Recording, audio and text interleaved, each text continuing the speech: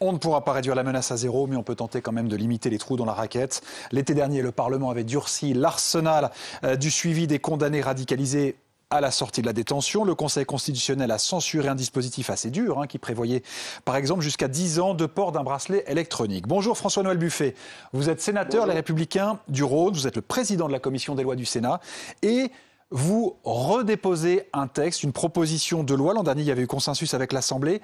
En quoi ce nouveau texte est-il différent de celui qui était censuré l'an dernier ?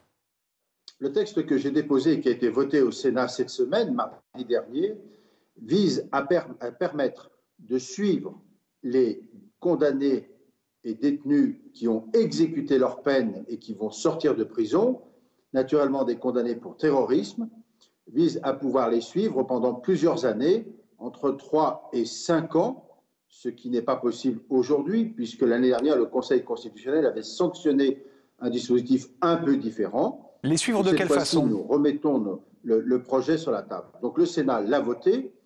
L'idée étant de permettre, je l'indique, que le juge intervienne après l'exécution de la peine ou au moment où le détenu va sortir de prison pour mettre en place des mesures de contrôle, parfois même un peu naturellement de contrainte, je dirais plus largement de surveillance, pendant plusieurs années, compte tenu du caractère dangereux de la personne. Le point particulier pour les détenus et les condamnés pour terrorisme, c'est que l'idéologie ne s'arrête pas à la date de l'exécution de la peine, naturellement.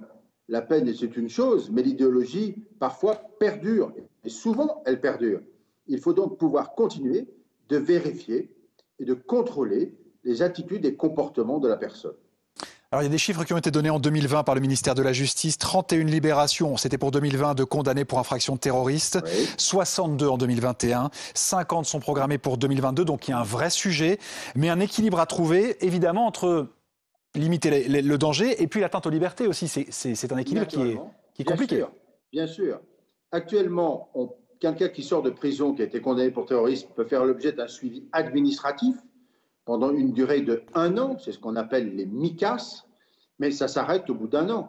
C'est donc la raison pour laquelle je souhaite que le juge judiciaire puisse intervenir et pour pouvoir fixer ces mesures de contrôle pendant une durée entre 3 ans et 5 ans, qui est en réalité cohérente avec souvent la condamnation qui a été prononcée par les tribunaux, de façon effectivement à rendre compatible à la fois la nécessité de protéger nos concitoyens et en même temps la nécessité de respecter, parce que nous sommes effectivement en état de droit, le fait que la personne n'est plus condamnée, qu'elle a exécuté sa peine, mais elle garde en elle-même, elle porte en elle-même un danger qu'on ne peut pas totalement, j'allais dire, contrôler, enfin qu'on ne peut pas contrôler. Elle porte de façon inhérente un danger en elle-même, il faut pouvoir contrôler ce danger de façon à éviter qu'elle réitère le délit ou le crime qu'elle a commis.